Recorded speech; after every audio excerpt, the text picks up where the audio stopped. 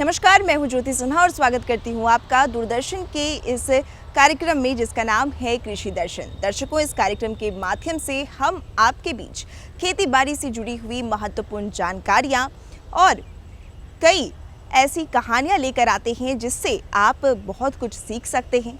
चलिए सबसे पहले नजर डालते हैं आज के कृषि समाचार की ओर। नमस्कार, खबरें खेती में आपका स्वागत है। मैं हूं प्रीति श्रीवास्तव। अब खबर विस्तार से। जल जमाव वाले इलाके में पशुपालक किसान भाई करे पशुओं का बेहतर प्रबंधन। टीपीएस विधि से करे आलू की खेती, बढ़ेगा मुनाफा। मिट्टी जोतने से समतल करने तक हर काम में कारगर है माउंट हेरो डिस्क। मानसून के मौसम में कई बार खेतों और गांव के निचले इलाकों में जल जमाव की समस्या गंभीर रूप ले लेती है। ऐसे में पशुपालकों के सामने सबसे बड़ी चुनौती होती है पशुओं को सुरक्षित रखना और उनके लिए पर्याप्त चारे की व्यवस्था करना। जल जमाव की स्थिति में सबसे पहले पशुओं को सूखे और ऊंचे स्थान पर रखना चाहिए ताकि उन्हें संक्रमण या खुरपका, मुंहपका जैसी बीमारियों से बचाया जा सके। इसके साथ ही पशुशाला का फर्श ऊंचा और सूखा होना चाहिए। ऐसे समय में हरे चारे की उपलब्धता कम हो जाती है, इसलिए पहले से सूखे चारे जैसे भूसा, पुआल और दाना मिश्रण का भंडार कर लेना चाहिए। अगर संभव हो तो साइलो पीट बनाकर हरे चारे को लंबे समय तक सुरक्षित रखा जा सकता है। इसके अलावा पशुओं को साफ पानी पिलाना ज़रूरी है, क्योंकि गंदे पानी से पेट के रोग और त्वचा संक्रमण का खतरा बढ़ जाता है। साथ ही समय समय पर पशुओं को टीका लगवाना और पशु चिकित्सक की सलाह लेना भी आवश्यक है।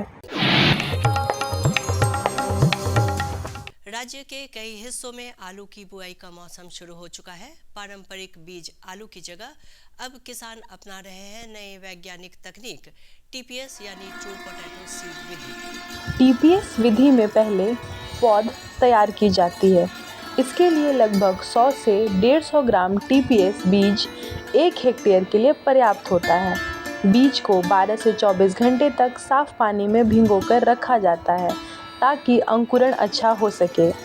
इसके बाद बीज को छानकर छांव में हल्का सुखाया जाता है और फिर इसे नर्सरी में बोया जाता है। नर्सरी के लिए मिट्टी, गोबर की खाद और रेत का मिश्रण तैयार किया जाता है। भिगोए हुए बीज को हल्की नमी वाली मिट्टी में बोया जाता है। 7 से 10 दिन में छोटे पौधे निकल आते हैं और 25 से 30 दिन में यह खेत में रोपाई के लिए तैयार हो जाते हैं। टीपीएस तकनीक से आलू की खेती करने पर किसानों की बीज लागत 70% तक कम हो जाती है। यही विधि रोग प्रतिरोध पौधे तैयार करती है और इससे अच्छी उपज प्राप्त होती है। बिहार सहित देश के कई हिस्सों में इस समय आलू की बुआई का दौर जारी है। किसान अब पारंपरिक किस्मों की जगह उन्नत प्रभेदों की ओर तेजी से बढ़ रहे हैं। कृषि वैज्ञानिकों का कहना है कि उन्नत किस्में न केवल रोग प्रतिरोधी है बल्कि अधिक उत्पादन भी देती है। कुफरी आनंद, कुफरी पुखराज और कुफरी ज्योति जैसी किस्में किसानों के बीच सबसे लोकप्रिय है। इन किस्मों की खासियत ये है कि ये जल्दी तैयार होती है और बाजार में अच्छी कीमत दिलाती है। वैज्ञानिकों के अनुसार उन्नत प्रभेदों से पैदावार में 20 से 25% तक की बढ़ोतरी संभव है। उन्नत किस्में प्रसंस्करण उद्योग के लिए भी उपयुक्त है, जिससे किसानों को अतिरिक्त आय मिलती है।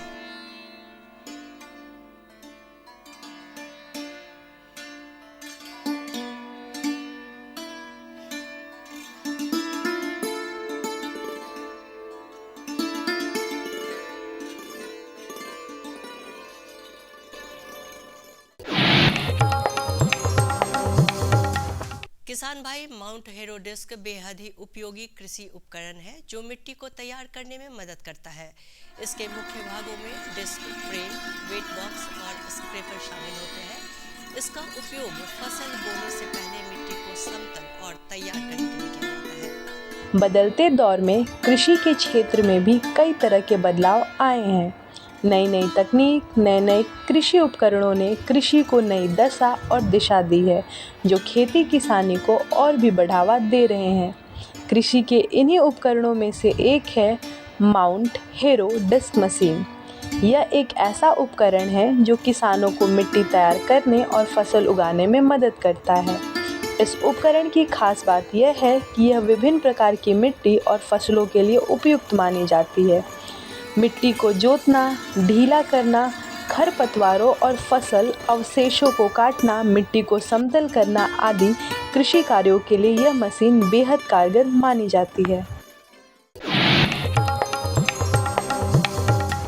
सफलता की आज की कड़ी में हम मिलते हैं वैशाली जिले के किसान राम टहल कुशवाहा से, जिन्होंने 2 एकड़ में आलू के उन्नत प्रभेद की खेती से सफलता की नई इबारत लिखी है। खेती प्रत्येक साल हम 1-1.5 एकड़ में खेती आलू के ही करते हैं और उसका खर्च जो है सीमित, खाद भी अपना कुछ ऐसे जैविक वगैरह वर्मी कंपोस्ट अपना लेते हैं, फिर भी मतलब कि ऊपर से कुछ और खाद देते हैं। उसका खर्च मतलब कि करीब 1200-1300 रुपया कट्ठा में प्रति कट्ठा पड़ता है। खैर मौसम के ऊपर फायदा एवरेज हम लोग मतलब कि ऐसे 14 मतलब कि 15 मतलब कि 10 कुंटल के कट्ठा नहीं 5-6 कुंटल के कट्ठा के हिसाब से होता है।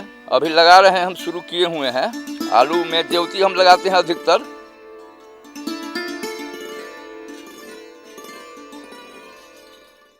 आधुनिक तकनीक अपनाकर उन्होंने न सिर्फ लागत घटाई बल्कि उत्पादन और आय में भी बढ़ोतरी की। आइए अब एक नजर डालते हैं मंडी भाव पर।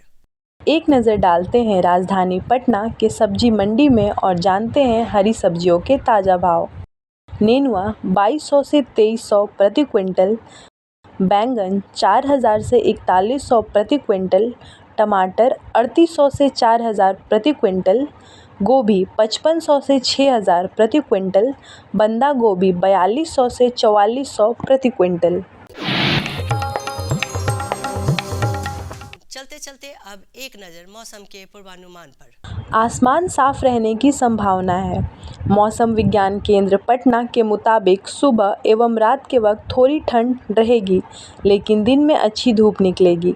राजधानी पटना सहित पूरे प्रदेश का अधिकतम तापमान 32 डिग्री सेल्सियस एवं न्यूनतम तापमान 21 डिग्री सेल्सियस तक बने रहने की संभावना है। दर्शकों, कृषि समाचार में आज अपने जाना सूचना, सफलता की कहानी, मंडी भाव और मौसम के हाल के बारे में। अब वक्त हो चुका है एक छोटे से ब्रेक का। ब्रेक के बाद हम फिर मिलेंगे कृषि जगत से जुड़ी हुई एक विशेष जानकारी के साथ। हर जोखिम से निकल कर फसल आए, सुरक्षित हो जाए। फसल बीमा से हर किसान अब आत्मनिर्भर हो जाए। अब सूखा पड़े या बाढ़ आ जाए, कोई डर नहीं। अब ओले पड़े या कीट पतंगे फसल खा जाए, कोई फिक्र नहीं। अब कैसी भी आपदा हमारी फसल पे आ जाए, क्षति होने पर हमारे दावों का उचित भुगतान मिलता है, क्योंकि हमने लिया है प्रधानमंत्री फसल बीमा। बुआई से फसल कटाई तक हर जोखिम का दावा, न्यूनतम प्रीमियम पर अधिकतम भुगतान का वादा। योजना से हर साल जुड़ रहे हैं 5 करोड़ से ज्यादा किसान। अब आपकी है बारी। नजदीकी कृषि कार्यालय, सहकारी समिति, बैंक शाखा, अधिकृत बीमा कंपनी या जन सेवा केंद्र में स्वेच्छा से करा सकते हैं पंजीकरण। फसल बीमा पोर्टल या फसल बीमा ऐप द्वारा भी किया जा सकता है पंजीकरण। दर्शकों, आपका फिर से स्वागत है दूरदर्शन के इस कार्यक्रम में। आज हम बात करेंगे संरक्षण कृषि का जलवायु अनुकूल खेतों में उपयोग पर। किस तरीके से संरक्षण कृषि करके किसान जो है वो अपनी भूमि को उपजाऊ बना सकते हैं। जब संरक्षण कृषि आप करते हैं तो फिर आप अपने खेतों को कई सालों तक उपजाऊ बनाए रख सकते हैं, साथ ही साथ वक्त पर फसल तैयार भी कर सकते हैं। नमस्कार, मैं हूं ज्योति सिन्हा और स्वागत करती हूं आपका दूरदर्शन के इस कार्यक्रम में जिसका नाम है कृषि दर्शन। दर्शकों, इस कार्यक्रम के माध्यम से हम आज बात करेंगे संरक्षण कृषि का जलवायु अनुकूल खेती में उपयोग के बारे में। किस तरीके से हम इसका इस्तेमाल करके बेहतर खेती कर सकते हैं। जरा सोचिए, मिट्टी अगर सूख जाए, अगर बीज अनुकृत ही ना हो, किसान अगर खेती करे और वो खेती सफल ही ना हो, क्या हमारी थाली में अन्न आ पाएगा? लेकिन इस सब से हमें बचाता है संरक्षण कृषि। कैसे, इस बारे में आज हम चर्चा करेंगे, जिसे लेकर हमारे साथ मौजूद हैं आईसीआर के वरीय वैज्ञानिक डॉक्टर राकेश जी। सर, आपका बहुत बहुत स्वागत है इस कार्यक्रम में। कार्यक्रम की शुरुआत के साथ ही सर हम जानना चाहेंगे कि संरक्षण कृषि किस तरीके से किसानों को लाभ पहुंचाता है और खेती में मदद करता है। धन्यवाद। ज्योति जी, मैं भी आपके पूरे टीम को ICR research complex for eastern region में स्वागत करता हूं। और मैं आपको बता दूं कि आपने बहुत ही अहम सवाल उठाया है, संरक्षण कृषि। जैसा कि आपको पता है कि हम लोग अब इस दौर में पहुंच गए हैं कि हमारा ज़मीन जो है, ग्रीन रिवोल्यूशन जो हमारा 60 के दशक में हुआ था, हम लोगों ने अत्यधिक उपजा देने वाली प्रभेद का सिलेक्शन किया और अधिक से अधिक खाद की जो मात्रा का प्रयोग किया। हमारी ज़मीन में जो है पार्टिकुलरली कार्बन की मात्रा बहुत घट के बहुत कम हो गई। और आपको मैं बता दूं, कार्बन जो है हमारा ज़मीन की मृदा की जान होती है और उसका लेवल अगर 0.5% से ज़मीन में कम रहता है, हम ज़मीन को कमज़ोर मानने लगते हैं। अभी के दौर में हमारा टोटल जो खेती भी आधुनिक हो गया है। जैसे कि किसान पहले जो है अपना जानवर वगैरह को साथ में रख के खेती करते थे, तो एक तरीके के उसको हम फार्मिंग सिस्टम बोलते थे, इंटीग्रेटेड फार्मिंग सिस्टम बोलते थे। अभी जो है टोटल के टोटल मार्केट से बीज लाना, मार्केट से फर्टिलाइज़र लाना, फिर खेत में डाल देना, और हम पूरी की पूरी उपज भी अच्छी काट लेते हैं और ज़मीन में हम कुछ छोड़ते नहीं हैं। अगर हम ज़मीन में कुछ नहीं छोड़ते हैं, पहला फसल लिए, दूसरा फसल लिए, तो हमारा ज़मीन में जो कार्बन की मात्रा बहुत घटते जा रही है। तो उसको हमको बचाना है, तो उसको हम किस तरीके से बचाएंगे, उसके बारे में हमको प्रैक्टिकल माध्यम सोचना पड़ेगा। तो इसके लिए हम लोगों ने संरक्षण कृषि, जो कि हमारा पूर्वी भारत का ये संस्थान जो है 2009 से हमें जो है एक प्रोजेक्ट मिला है और उस माध्यम से हम लोग उस पर काम कर रहे हैं और किसानों के फील्ड पे भी काम कर रहे हैं। और हम पा रहे हैं, अगर हम संरक्षण कृषि का प्रयोग करते हैं, जैसे अगर हम बात करें खरीफ फसल से, धान की फसल से ही, तो धान में अगर हम ट्रांसप्लांटिंग धान करते हैं, कोदई वाला धान करते हैं, अगर उसके जगह हम अच्छी बारिश हो, अच्छी पानी हो और हम खरपतवार का ढंग से नियंत्रण करें, तो हम सीधी बुआई करें, तो वहाँ पे हम कदोई से बच सकते हैं। तो हम अधिक से अधिक मात्रा में जो पानी का जो हम लोग दोहन कर रहे हैं, अब पानी एक संकट का विषय बनने जा रहा है, हम कम पानी में भी जो है हम चावल का उत्पादन कर सकते हैं। आपको बता दें, 1 लीटर चावल पैदा करने में 3000 से 5000 लीटर की आवश्यकता होती है। अगर आप सीधी बुआई से करते हैं तो उसमें जो है आप कम से कम उसका जो है 60% 40% वाटर कम बचा सकते हैं। दूसरी बात, हम अगर धान को काट लिए, उसके बाद हम किसान को एडवोकेट करते हैं और मशीनरी के माध्यम से हम उसमें बताते हैं कि अगर आप इसका 1/3 रेसिड्यू मान के चलिए, आपकी फसल के अवशेष की हाइट जो है 1 मीटर है, अगर आप 25 से 30 सेंटीमीटर अवशेष छोड़ते हैं तो कार्बन की मात्रा जो है वो बढ़ाती है। उसी तरीके से हम फिर कहते हैं दूसरे सीजन में अभी हमारे पास मशीनरी आ गई, कंजर्वेशन एग्रीकल्चर है टोटली मैकेनाइज्ड है। और आपको भी पता है कि अभी सबसे बड़ा संकट कृषि में है, लेबर का संकट है और समय पे नहीं मिलता है। तो हम लोग जो है मशीनरी के माध्यम से गेहूं को जो है, वो जो धान की जो हम कटाई किए उसका 1/3 रेसिड्यू जो छोड़ दिए, फिर उसी में हम हैप्पी सीडर या zero till drill seed machine के माध्यम से हम गेहूँ की बुआई करते हैं। जैसा कि हम पिछले वो वक्तव्य में भी बताए थे कि अगर आप सीधी बुआई करते हैं, सीधी धान की बुआई करते हैं, तो 7 से 10 दिन की आपकी जो फसल की जो है ड्यूरेशन जो है, फसल की अवधि कम हो जाती है।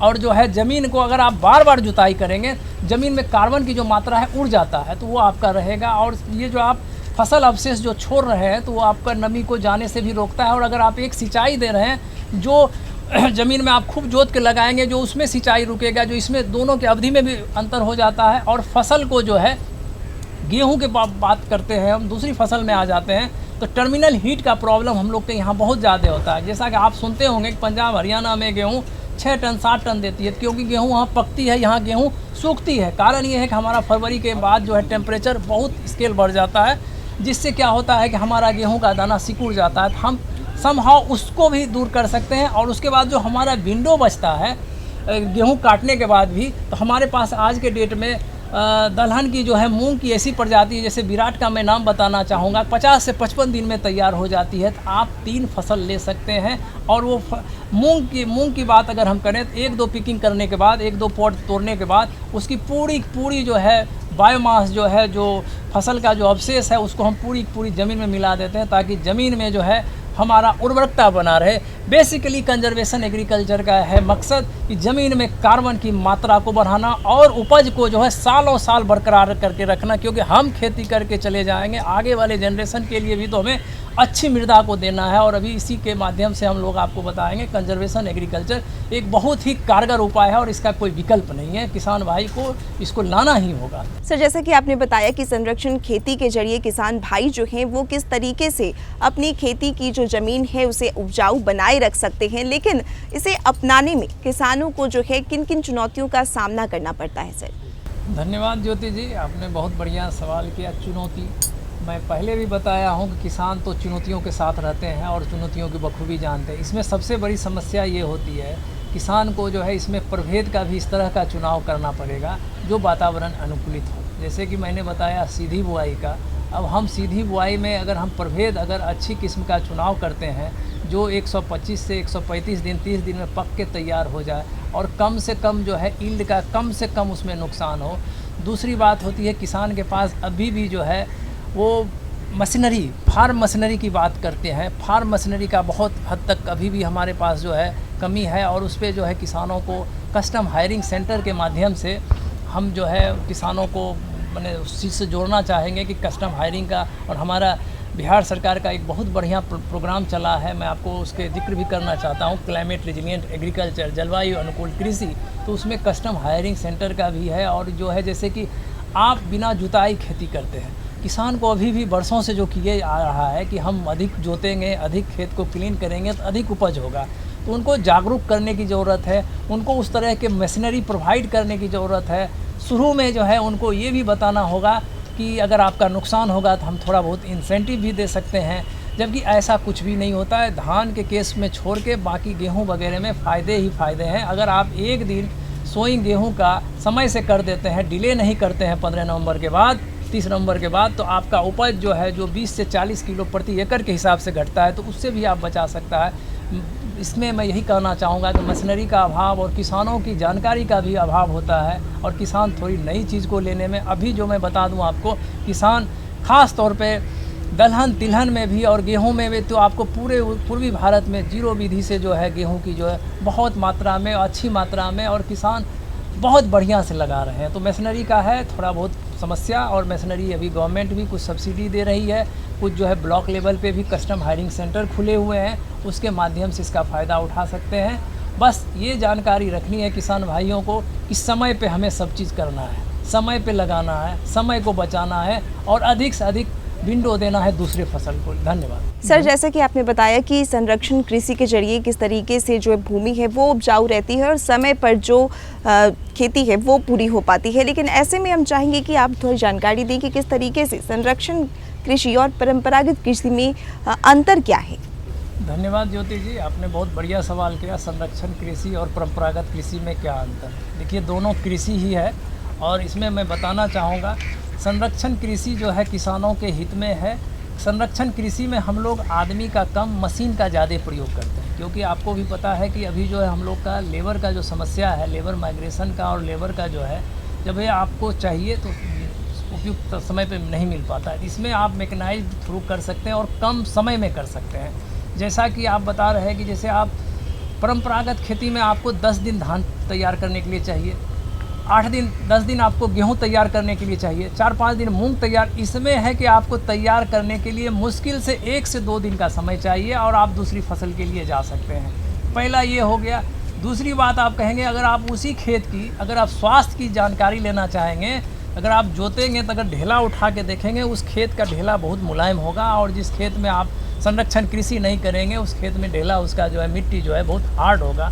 तीसरा मैं बताऊंगा, जैसे संरक्षण कृषि के माध्यम से आप करेंगे तो अगर जुताई वाले खेत में 4 पानी दे रहे हैं तो इसमें कम से कम 1 पानी आपको लगेगा, है ना। और दूसरी बात है कि अभी जो आप बता रहे हैं वातावरण का, आप जो है 1 लीटर डीजल को जलाते हैं तो वातावरण में 2.6 किलो कार्बन डाइऑक्साइड का प्रयोग बढ़ता है। तो वो क्या होता है, अल्टीमेट हमारा ग्लोबल वार्मिंग बढ़ता है। तो आप देख रहे हैं ना कि टेम्परेचर बढ़ रहा है।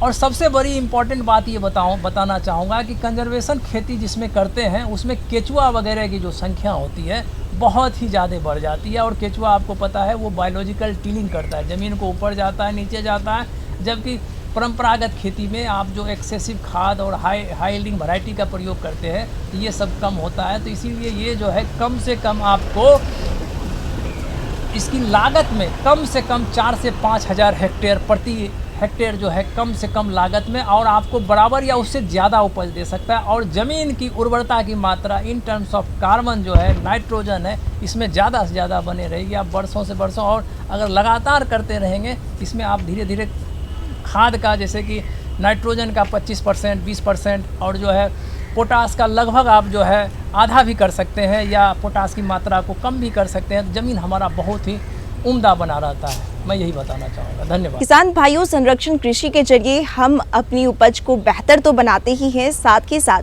इससे मिट्टी और जल की भी संरक्षण होती है। से चलते चलते हम चाहेंगे कि आप हमारे किसान भाइयों को एक संदेश दें।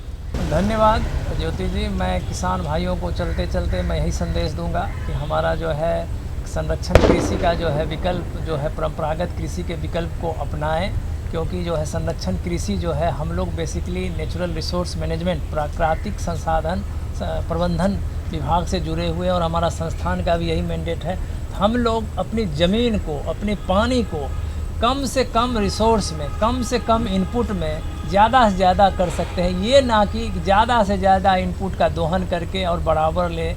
तो हम यही कहेंगे कि अगर आपका संसाधन संरक्षित रहेगा, हमारा भविष्य संरक्षित रहेगा और हम लोग अच्छे भविष्य और अच्छे समाज का निर्माण करेंगे। और हम आपको बता दें कि हम लोग का भी प्रोग्राम जो है विकसित कृषि संकल्प अभियान भी जो है हम लोग का 3 से 18 अक्टूबर के बीच शुरू होने वाला है। हम लोग आपके बीच आएंगे और आपको संरक्षण कृषि के माध्यम से, अभी तो मैं आपसे दूरदर्शन के माध्यम से जुड़ रहा हूँ, मैं आपको आमने सामने जुड़ूंगा और इसके प्रत्यक्ष प्रमाण दिखाऊंगा और आपके खेतों पे आके मैं इस चीज़ को प्रयोगशाला के रूप में काम करूंगा और दिखाऊंगा और आपको विश्वास होगा और आप इस टेक्नोलॉजी को बहुत सारे एरिया में ले जाएंगे। धन्यवाद। बहुत बहुत धन्यवाद सर, आज के इस कार्यक्रम में हमारे साथ जुड़ने के लिए और हमारे किसानों तक इतनी महत्वपूर्ण जानकारी साझा करने के लिए धन्यवाद। धन्यवाद। आज के अंक में हमने ICAR के वरीय वैज्ञानिक डॉक्टर राकेश जी से जाना किस तरीके से हम संरक्षण कृषि के जरिए अपनी खेती की भूमि को उपजाऊ बनाए रख सकते हैं और वक्त पर अपना फसल तैयार कर सकते हैं। अगले अंक में हम फिर मिलेंगे एक नए विषय के साथ। तब तक के लिए मुझे यानी ज्योति सिन्हा और मेरी पूरी टीम को दीजिए इजाजत। पर आप देखते रहिए DD बिहार। नमस्कार। मधु क्रांति, एक नए युग का आगाज। मधु क्रांति विकास के नए रास्ते खोल रही है, मधुमक्खी पालकों के जीवन स्तर को बेहतर बना रही है, साथ ही पूरी दुनिया में शहद के क्षेत्र में भारत को एक नई पहचान दिला रही है। भारत सरकार मधुमक्खी पालकों की आय को बढ़ाने और उन्हें आत्मनिर्भर बनाने के उद्देश्य से देश में मधुमक्खी पालन के संवर्धन और विकास के लिए सभी आवश्यक सहायता प्रदान कर रही है। किसान तरक्की की राह पर आगे बढ़ रहे हैं। मधुमक्खियां न सिर्फ शहद देती हैं, बल्कि पर्यावरण और कृषि के लिए भी आवश्यक हैं। यूं तो भारत में लंबे समय से लोग मधुमक्खी पालन का काम पारंपरिक तरीकों से करते आ रहे हैं, लेकिन आज के समय में इस क्षेत्र में अपार संभावनाएं भी हैं और जरूरत भी है। मधुमक्खियों की इसी जरूरत और योगदान का जश्न मनाने और इसे और बारीकी से समझने के लिए ही मनाया जाता है विश्व मधुमक्खी दिवस। इसी आवश्यकता को समझते हुए 2020 में राष्ट्रीय मधुमक्खी पालन और शहद मिशन की शुरुआत हुई। उद्देश्य स्पष्ट था, मधुमक्खी पालन के कार्य को वैज्ञानिक और तकनीकी रूप से विकसित करना और ज्यादा से ज्यादा लोगों को इसके लिए प्रोत्साहित करके मधु क्रांति के सपने को साकार करना। मधुमक्खी पालन से मिलने वाले उत्पाद जैसे शहद, बी वैक्स, रॉयल जेली और पॉलन आदि कई क्षेत्रों में प्रयोग किए जाते हैं। न केवल ये देश के किसानों के लिए आय बढ़ाने का एक साधन बना है, बल्कि तमाम लोगों के जीवन को बेहतर बनाने के साथ साथ देश के आर्थिक विकास में भी योगदान दे रहा है। 2013-14 में उत्पादन 76,000 मीट्रिक टन से बढ़कर 2022-23 में 1,40,000 मीट्रिक टन से अधिक हो गया है। 2013-14 में शहद का निर्यात 28,000 मीट्रिक टन से बढ़कर 2022-23 में 79,928 मीट्रिक टन से अधिक हो गया है। 3 विश्व स्तरीय अत्याधुनिक टेस्टिंग लैब और 31 मिनी शहद टेस्टिंग लैब स्थापित हुई। राष्ट्रीय मधुमक्खी पालन और शहद मिशन की कामयाबी सिर्फ आंकड़े ही बयान नहीं कर रहे, कहानियां खुद इसकी सफलता की बानगी पेश कर रही हैं। मैंने 1990 में मधुमक्खी पालन शुरू किया, 2 बॉक्स से शुरू किया और आज हमारे पास लगभग 4,200 बी बॉक्सेस हैं। लगभग 17 तरह के हनी हम लोग प्रोड्यूस करते हैं, जो डिफरेंट एरियाज़ में बी को माइग्रेट करके प्राप्त होते हैं। इसके अलावा जितने बी बॉक्सेस मैन्युफैक्चरिंग यूनिट है हमारे पास, वैक्सीट मैन्युफैक्चरिंग यूनिट है, 20 मीट्रिक टन पर डे का हनी प्रोसेसिंग प्लांट है। आज हमारा जो उत्पादन है वो 1 लाख केजी लगभग एनुअली हम लोग प्रोड्यूस करते हैं। यमुनानगर के सुभाष काम्बोज मधुमक्खी पालन के अपने काम के चलते आज देश भर में जाने जा रहे हैं। मैंने सिर्फ अपने पोलिनेशन के लिए और शहद खाने के पर्पज से ये बॉक्स रखे थे। जब मैंने देखा कि मधुमक्खियां भी बढ़ रही हैं और हमें शहद भी मिल रहा है, तो मैंने फिर प्रोफेशनल तौर पे इसी काम को ही करने की सोची और आज की तारीख में मैं लगभग 1500 बॉक्स पे मधुमक्खी पालन कर रहा हूँ। ज्यादा से ज्यादा लोग इस मिशन का हिस्सा बन रहे हैं। इतना ही नहीं, ये मिशन नारी शक्ति को और अधिक सशक्त बनाने में भी बड़ा योगदान दे रहा है।